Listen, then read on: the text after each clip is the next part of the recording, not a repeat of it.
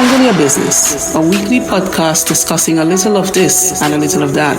Handle Your Business appropriately blends serious topics with fun topics, all in an effort to help you have a good or better life. So join me, your host, Lady Lashley, and some amazing guests every Sunday at 5 p.m. to explore everything from financial management to dealing with relationship challenges. Put it in your calendar every Sunday from 5 p.m. Tune in to Handle Your Business to get you ready for the week ahead. For more details, follow at Lady Lashley TT on Instagram and Facebook. Handle Your Business. Welcome to another episode of Handle Your Business with yours truly, Lady Lashley. Today I have with me the Lady Mahagony, Curtis Graham. All right, Curtis is a Trinidadian-born individual now living in St. Martin, probably based there for a whole lot of years. We're going to find out. But if you are into, or if you've followed, or if you've heard of female impersonation, then you should be familiar with the Lady Mahagony in terms of the Caribbean space. And that's what we're discussing today, female impersonation and more. Let me welcome Curtis Graham to Handle Your Business. Hi, Curtis. Thanks for joining me. Hi, Glendora. Thanks for having me. I'm honored to be here and doing this with you. All right, lovely. I am very, very happy that you accepted. It's an area that many of us, particularly those of us that are not identifying as any of the letters that are now trending, LGBTQT, whatever else it have out there. I know for me, at first, I thought that female impersonation meant being transgender.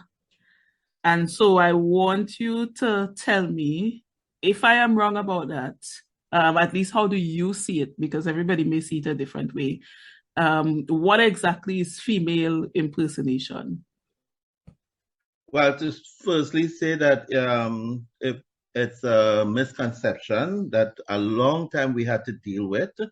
And to explain, female impersonation has a long history.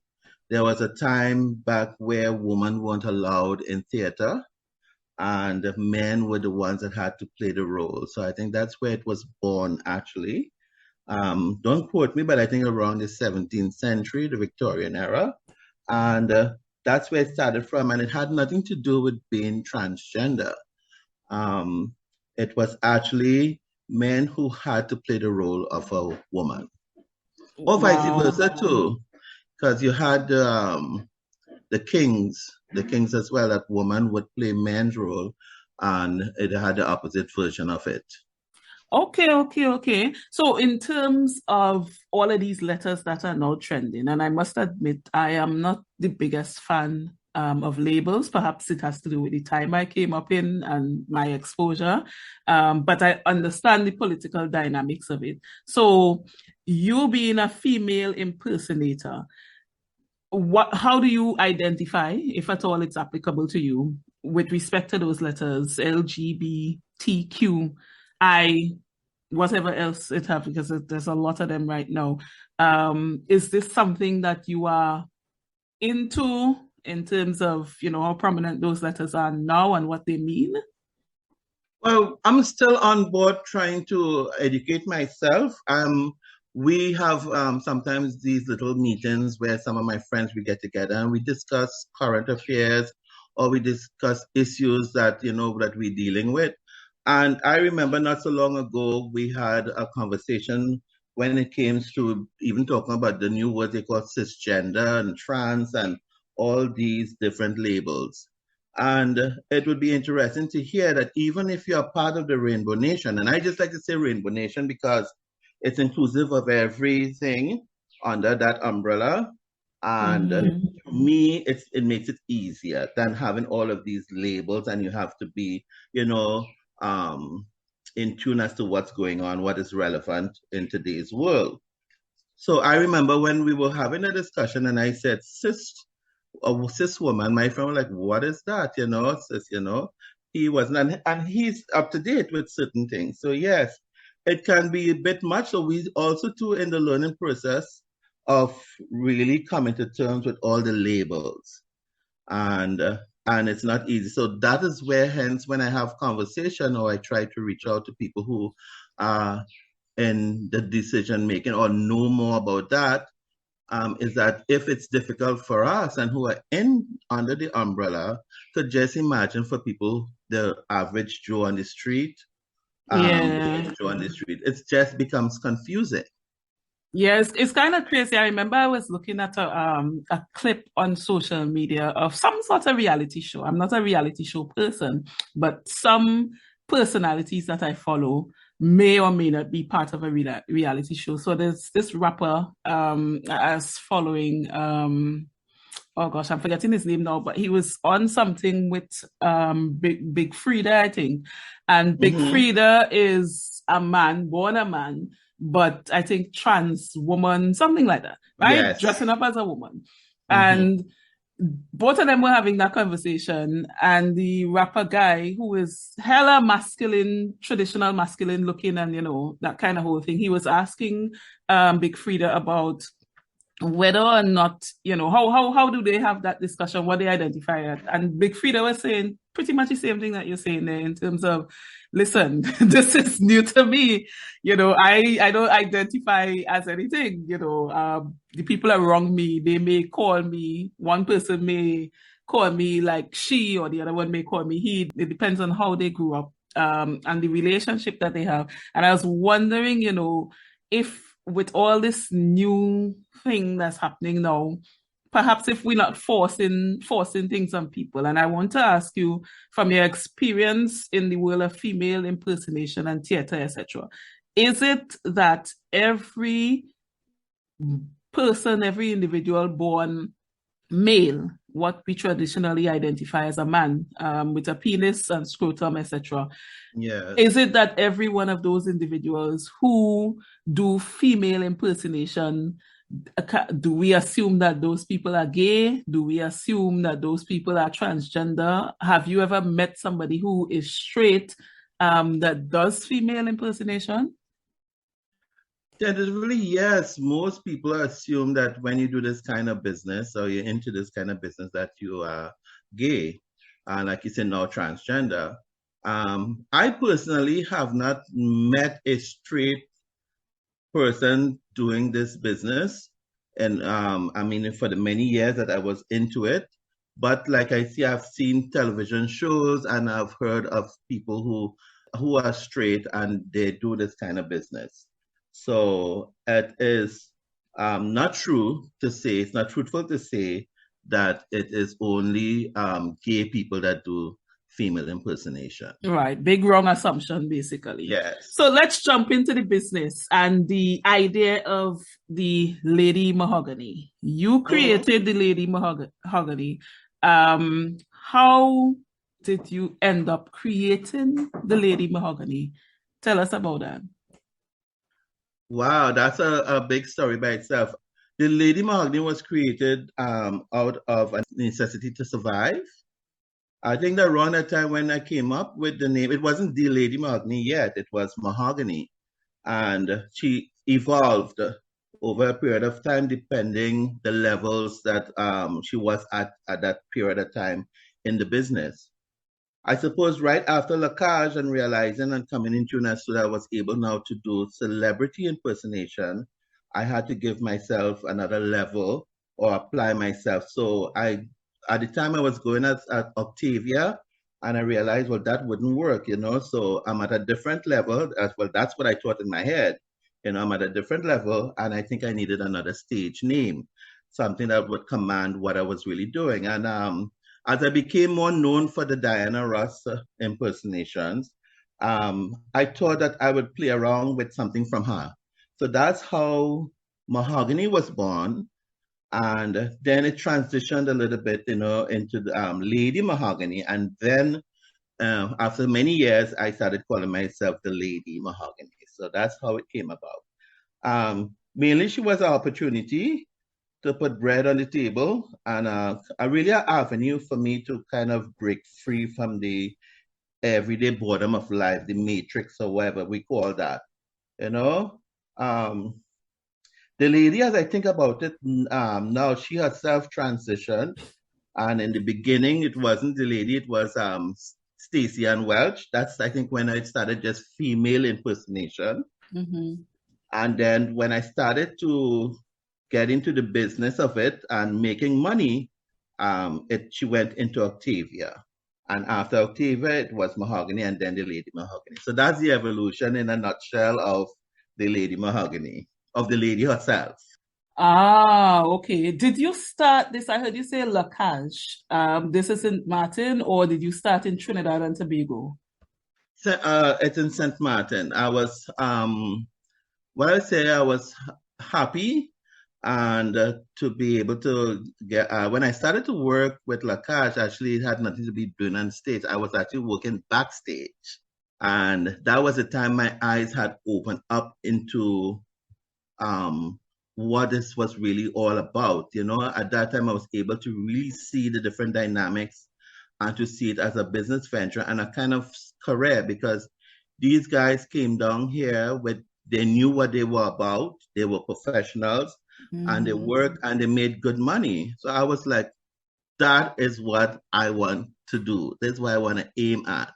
Yeah, so after seeing all of that and being involved in it, I was motivated. So most of the times I would play around with it and they would tell me, well, you know, where could you start? And they said, well, we see Diana Ross in here, you know, looking at your face, you see Diana Ross, Diana Ross. So I started to do my homework from that.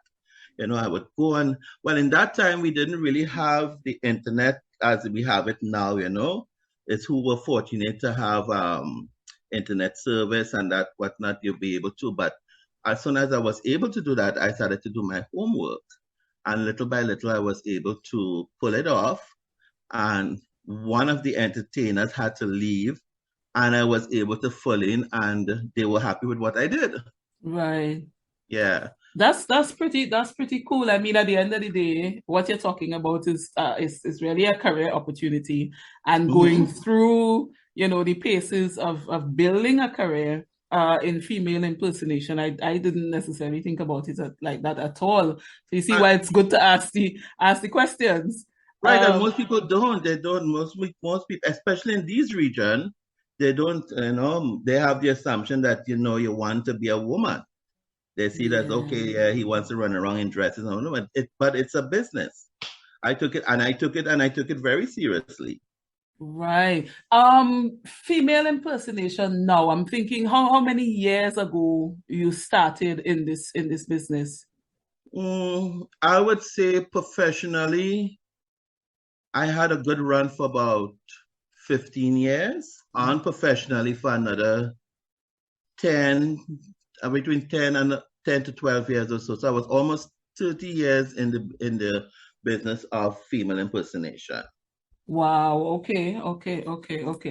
Um, so this is in the 90s you're talking about.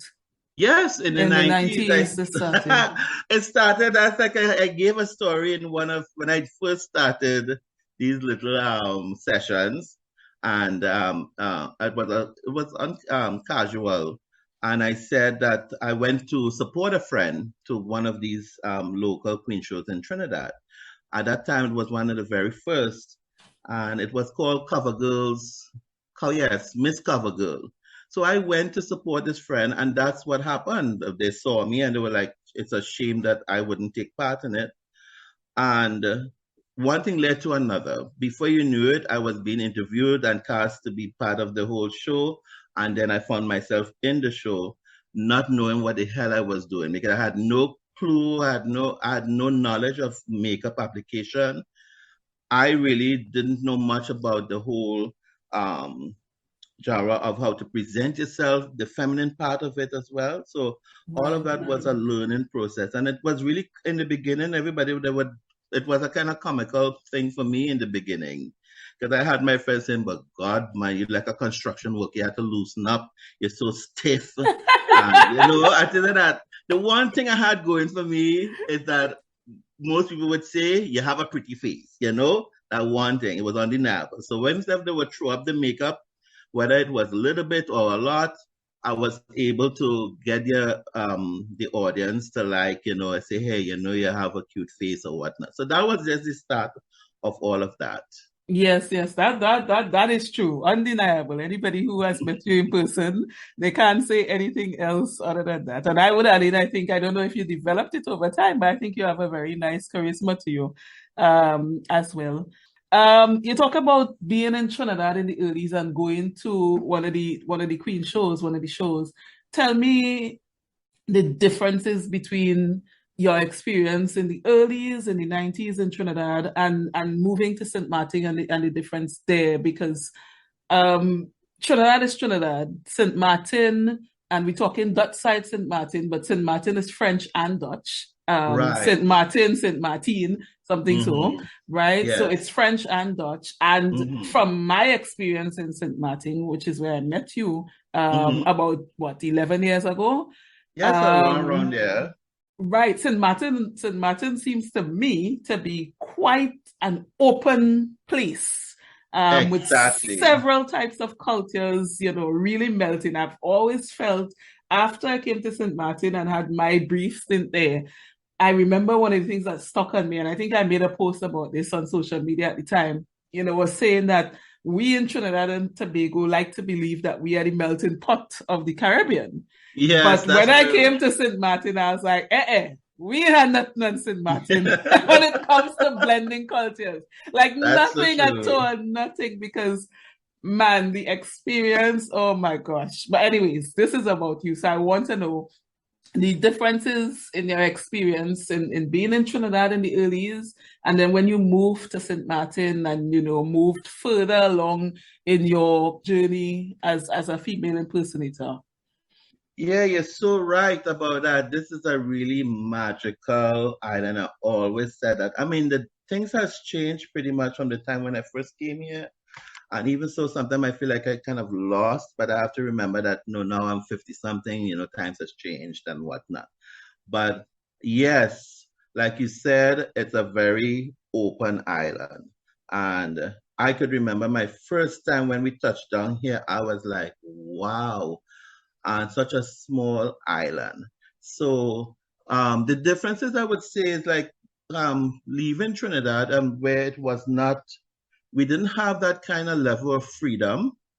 Actually, at around that time, we you couldn't actually even go and shop for female clothing as a man or the shoes and whatnot. I remember when we would go Frederick Street, Port of Spain, and I personally had a hard time doing it. So we would bring the girls with us, and we would go to do the shopping to pick up whatever. And so of course, when we entered the stores, I mean, even if like I went with Matthew, and he was very forward in that time in terms of identifying who he was.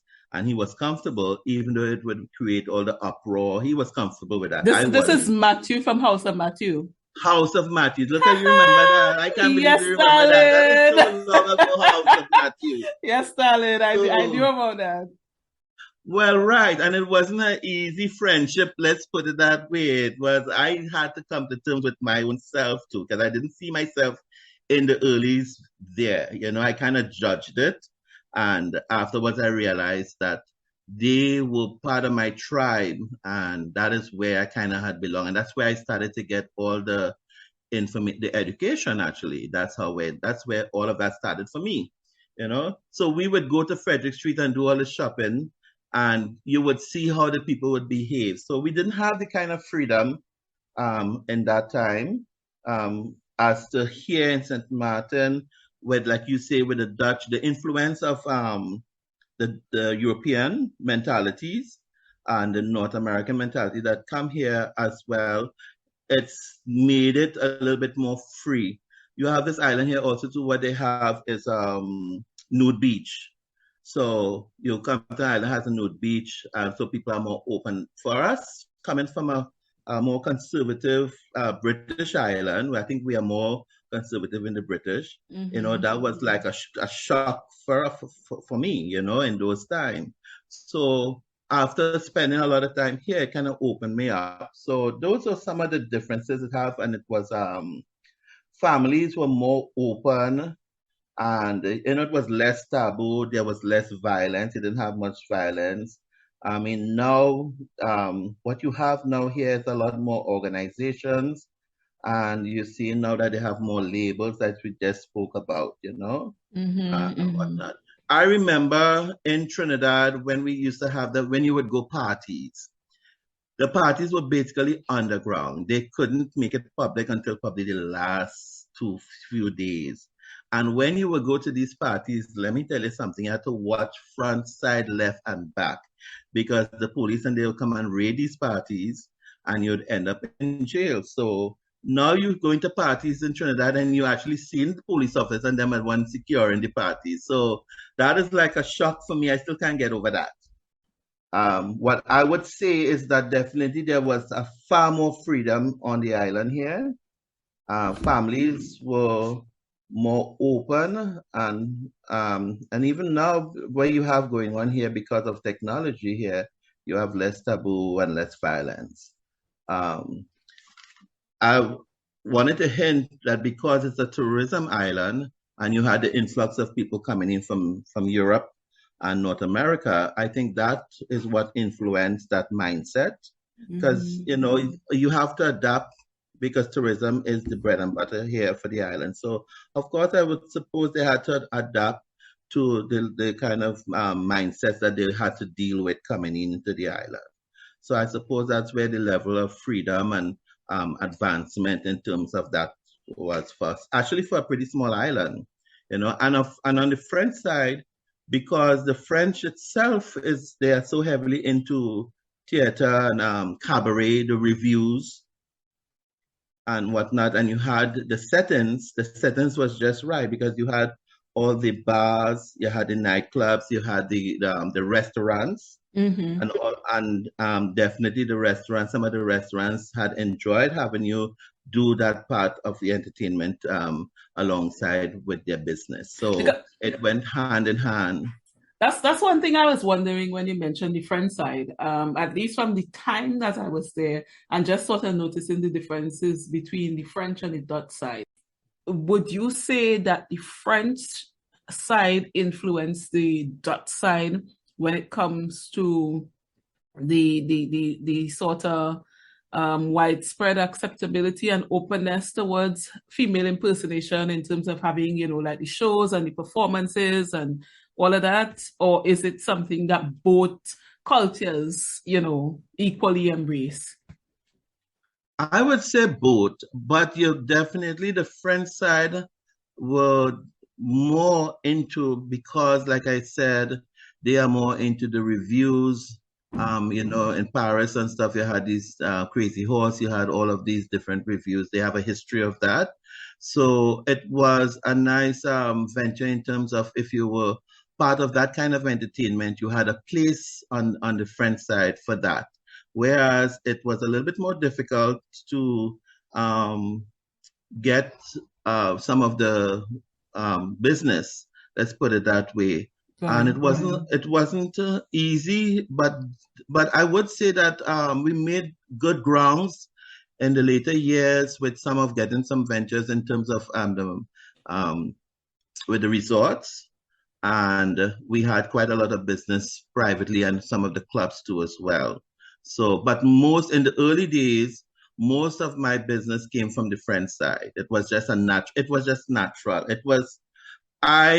That's why I always said, you came 11 years. I think that's just when the French side Marigot was kind of dying a little bit with the euro, the introduction of the euro. But for me, when the economic part of it died in Marigot on the French side and we started to lose business, is where a part of me died, because that French side was like my playing ground. It was me soaking up everything where I couldn't travel. I haven't traveled to Europe, but for me, I got a taste of what Europe was all about. France on the French side, I got a taste of all of that, So when the French side died, I always say when the French side kind of died, a part of me died with it too as well, And then funny enough, you started to see a lot more businesses and stuff on the Dutch side, and I think that's where the change hit. So there's some kind of economic dynamics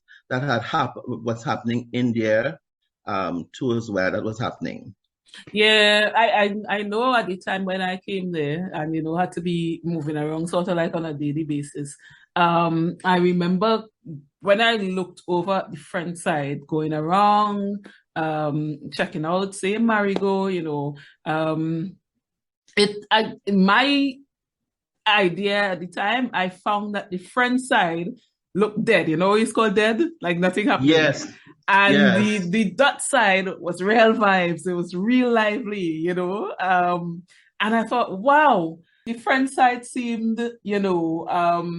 just kind of dead and boring. The dot side seemed very active. And I remember thinking as well, it's interesting because at the time it seemed as if the dot side was the side where my own way of describing it was what nothing illegal over there, boy. So just imagine that. So just imagine if you would say that for the Dutch side. And now that I think back, yes. So your time being here, which was like you said, 11, 12 years ago, it's exactly around that time that was happening. So just imagine the French side. If you would say that for the Dutch side, it was even 5 times freer on the French side. Wow. Kid me not. You listen, it was nobody's business. You did what you wanted. You understand? Wow. They mind their business. It is what it is. You go till wee 7, 8 in the morning. It was jet set. You had a taste of everything. It was really underground as well. And that, like I said, it was really my playground. I had everything on the French side, Wow. Yeah, so I kind of really had some really wonderful time and in my early years Yeah. over on the French side. And it Well, always you can't live in Trinidad and Tobago again. no, that I'm winding down. No, it was like, what's going on with you? That's and as I'm winding down, I realize my focus is different now, and Yeah. on a different path. So a Yeah. little bit later in the back seat.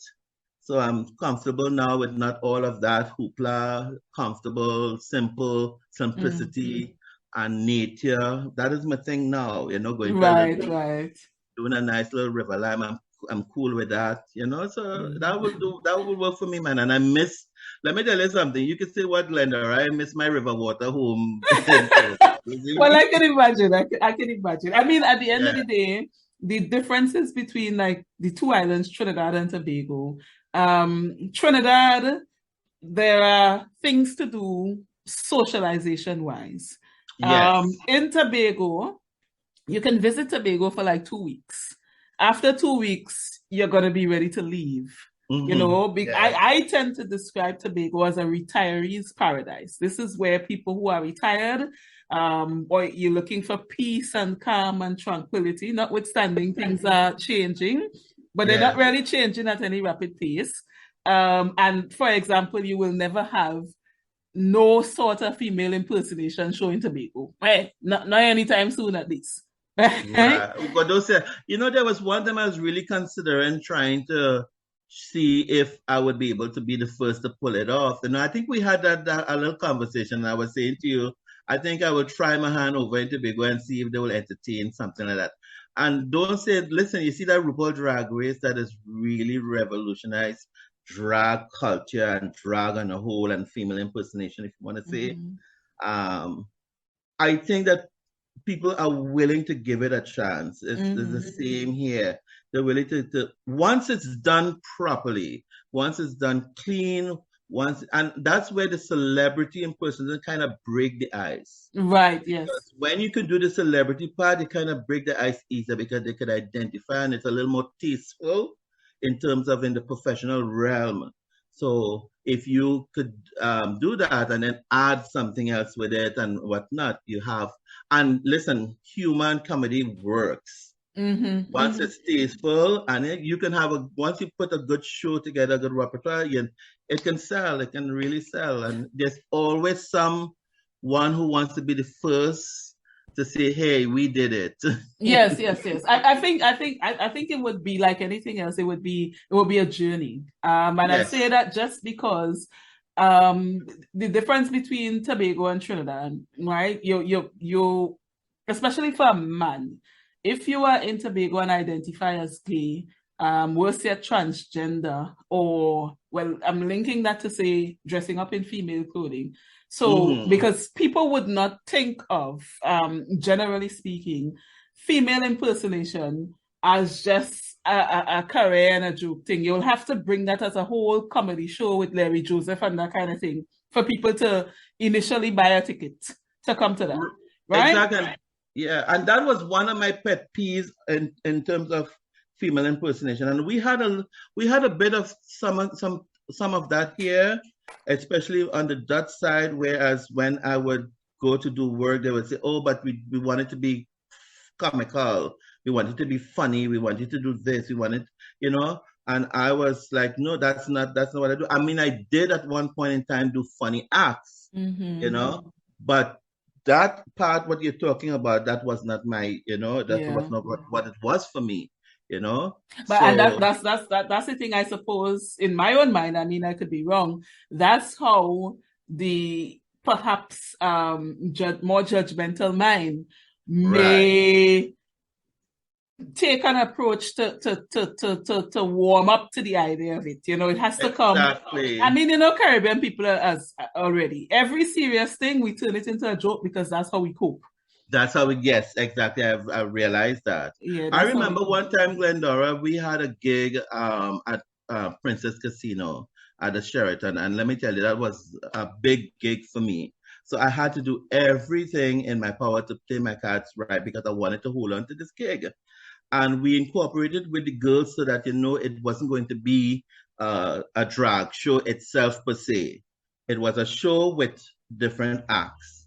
And I remember when we did that show, it so happened that we were the highlights of the show. And when it came to the weekends, you had these people flocking the whole casino. They'll come in and the security guards couldn't handle it. They were like, "We coming to see the Anti-Man show, the Batty Boy show." Listen, Glenda, I had to try so hard to bring that because I could have easily lose my game because that's not what the people who hired us would not have wanted, that kind of stigma and the stigma and association of that. They would not be able to handle that. That's not what they really wanted, So I had to try very hard to change that whole thing, and I think that was one battle I had lost because we didn't last that very long and that's the thing. That's the thing sometimes with the power of the culture, right? If I get a little more serious a bit, something I'm noticing on the island of Tobago, well, have noticed for a while, when you look particularly at gay men in Tobago face a serious challenge of living an open lifestyle. Even if they wanted to, the perception, as you say, and how the culture and the society come at you, it makes it difficult. So even if there's a section of the society that may want to be open and embracing, you always have, the jokers. And mind you, in the jokers group per se, you're going to have people who genuinely misinformed, don't have an understanding, who genuinely believe, well, okay, I am not for this type of thing. I'm not for that kind of lifestyle. And then you will have a whole bunch of them that are really just kind of secret admirers of what is happening, but they can't say that out loud. So they join the bandwagon of the joke. They join the bandwagon, yeah. And sometimes those ones are the loudest critics. They are the ones who want to be a part of it, who want to express that, hey, this is me too. But for whatever personal reasons going on, man, they become the menaces in that kind of scenario. And while perhaps it might be easier to deal with when it's just a joke, sometimes you see that going over into, I suppose, like the economics for the hotel that you mentioned, because at the end of the day, you have a brand to maintain. Exactly. You don't want to mess with that. You don't want tourists coming to hear that kind of reputation and then feel, well, no, I shouldn't be associated there. It's quite an interesting reality. Yeah, because that casino was on a different level. Now we entertain in other casinos, and like you had casinos, you would know on Front Street or somewhere around, like Now even if you would have had the locals come in and say, "Hey, we want to see the show," that was all okay because those casinos didn't carry the kind of level, so they were comfortable. It all depends, It all Yeah. depends, Wasn't no So. stush bougie band. Yes, it's not a stooge bougie, right? So all midnight when we doing our show and what, and they all comfortable. We all one. They come in and say, "Batty boy, auntie man, it's all one, And when they didn't handle, but you see, so when you're dealing on different levels, it's certain things doesn't apply, Yeah, there's a video I just saw posted in a Jamaican group on social media with a female lecturer at UE, and what she was talking about is the illusion of respectability. I Right. usually apply that concept to all of these things. We live in a world where it doesn't matter what part of the earth you are, really. You're gonna come across that whole illusion of respectability. So you may have the bougie people who want to maintain a certain persona and pretend that they're not dabbling in these sorts of things, or they don't want to be Right. identified that way. But catch them when the light not shining. Exactly. You know what I mean? And yes. We down to earth. We all want, yes. Hello. But anyways, this conversation too sweet. I want to ask you though, as we're getting ready to wrap up here, you are currently in the process of documenting the journey and the experience of the Lady Mahagony. So tell me, why is this something that you decided to do? Particularly as somebody who is in the Caribbean, and we'll see it coming from the background of Trinidad and Tobago, where we are how we are. In my heart, I always wonder when I made the decision to stop doing drag and close that chapter of my life, kind of a way. It was something that I always wanted to do, which was to put together something of the many years that I've done stuff and have it for my own personal.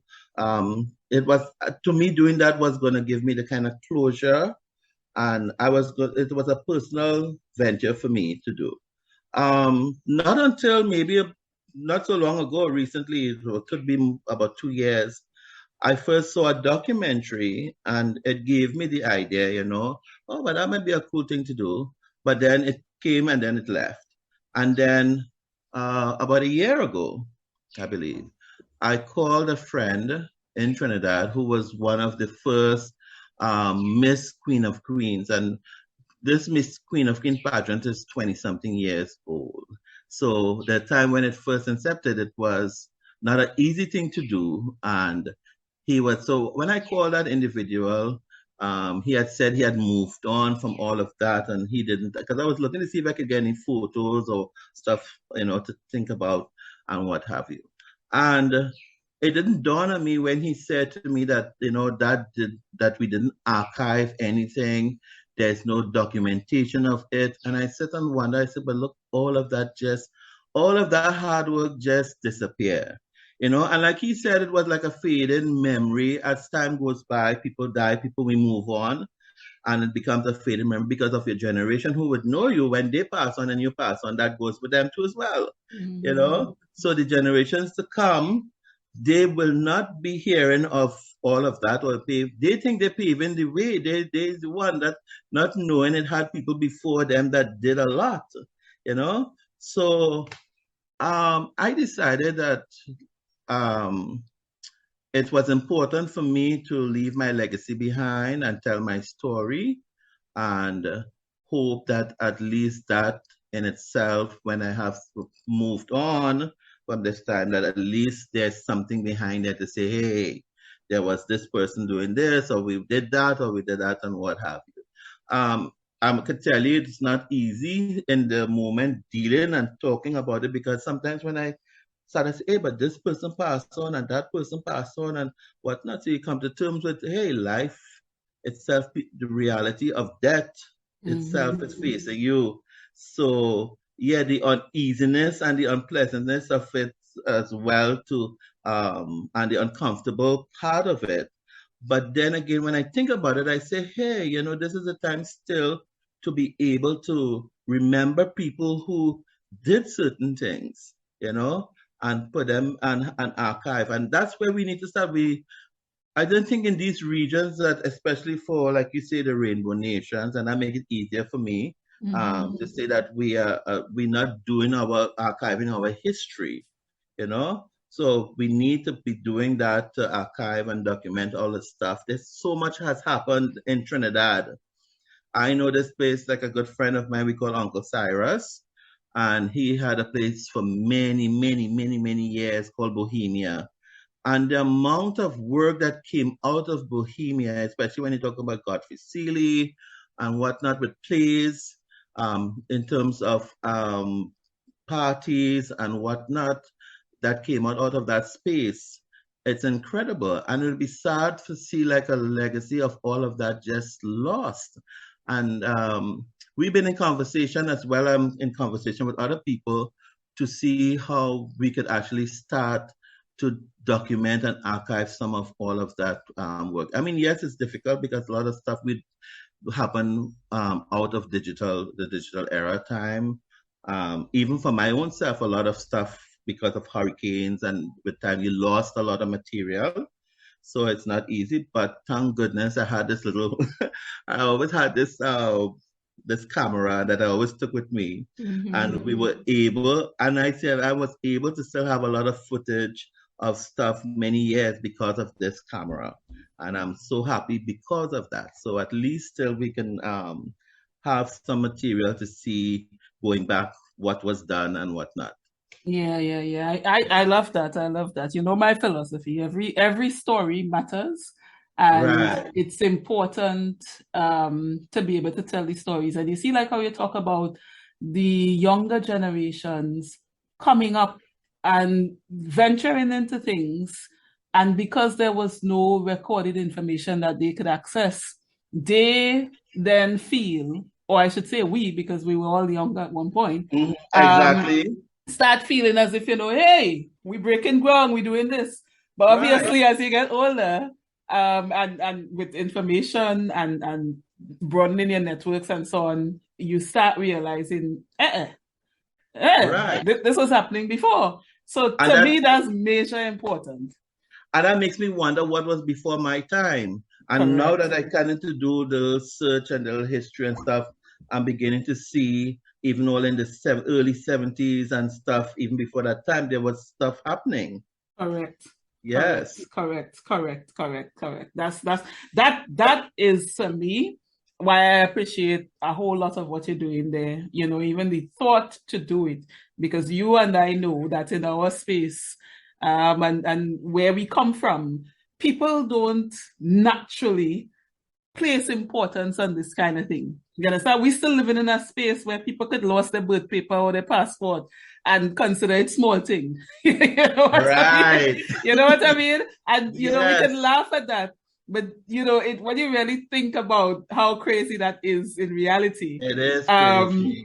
But it is what it is. So I really appreciate it, and I hope I get to see some sort of finished product or whatever. That would be very, very, very interesting to see, to know, well, okay, this was a part of what was happening in the 90s, in the 2000s, all up to, early 2000s. This happened with this Trinidadian individual and these other people.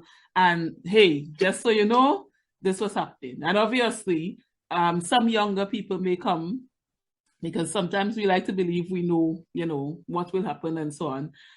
But it seems as if life is a cycle. So the younger people come and they get curious and they look at information. And I don't know, I may be very off here, but I've always found that there's always somebody who is wondering something that you wondered before. And I don't know if you ever type in an internet search, particularly in Google. Many times you type in something thinking, hey, me alone thinking about this, and then you see the same question come up. Yes, they think that somebody already think that and they ask the question. Exactly. Yes. So, as we're talking about that, and we're going to wrap here, in terms of just younger people coming But up. Glendora, sorry to Mm-hmm. cut you, but just before, on that note, before you leave, on that note, also to a friend from Canada that we work together here in St. Martin with the Lacasse show. He has his little talk show called Pronoun TV, and he sent me a documentary from many years ago that I did this documentary. And I didn't look at it right away, and it took me several trials to look at it. But when I did, I realized, when I looked at that documentary, what hit home for me. And in that documentary, the people were mostly people who migrated from the Caribbean region to Canada. And they did this. And today, all of them had passed on. And what stuck with me was that he was able to share this piece of document to see what they did in their time and what they were able to do and achieve within that time. And they even told the story of the period of time, what was going on in terms of clubbing, how it was in that time, in terms of work-wise and whatnot. So I was able to teleport myself within that time and actually see what was going on. And that was, for me, it hit the hammer and the nail. This is why I need to do this. Yeah. Definitely. I can identify with that in a slightly different way in terms of, me, I like my whole activism kind of thing. Right. African empowerment kinds of things. And something that was a sad reality for me is realizing when I thought, well, okay, what happened to the Trinidadians and them who's supposed to be, activists? What happened to the Tobagonians and them? And I mean, I'm yet to come across many Tobagonians, but I found people like Professor Anthony Martin and, Kwame Ture and all of these people who, just like you on your own journey, couldn't stay in Trinidad. Stay in Trinidad and Tobago, and they left and they went to the Americas and different places. And guess what? Forging pathways there. I mean, not everybody were front runners. Some people were serious engine room people behind the scenes.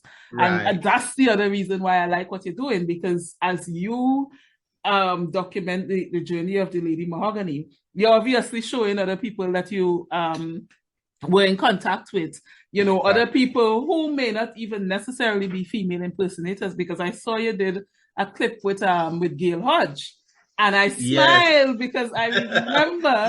Right. Yes, I said I could be watching this. I could say, hey, I knew Gail, for a short space in her life. Because when I looked at it and I looked at the smile, you all shared and her talking, and I saw how different she looks now. And I said, I remember being at the place there and going into Tongue for a show, Front Street or somewhere, I can't remember. And every day I was working with Gail and didn't know Gail was a dancer. And I was in Tongue minding my business, liming. And Gail and a dance group come up on the stage and they mash it up. And I looked at her and I was like, she was damn good. She had the movements. And of course, I'm a Caribbean woman. So I have an appreciation for Caribbean features and movements and, that kind of thing. So when I see her, she real on, she was oiled. And I was like, wow. So when I saw your clip that you posted on social media with her, I was like, wow. I didn't even know she went that far back with you and, how you all had that kind of thing. So it was just a nice thing to see and be part of and just to try and, understand and learn more of. So, and I'm glad you could identify with it. And that's my intention, really, when I was sharing the story, that I hope that I can tell a broader version of it, include the other people, and in that way we really hoping that we could find some kind of funding that I can do it properly.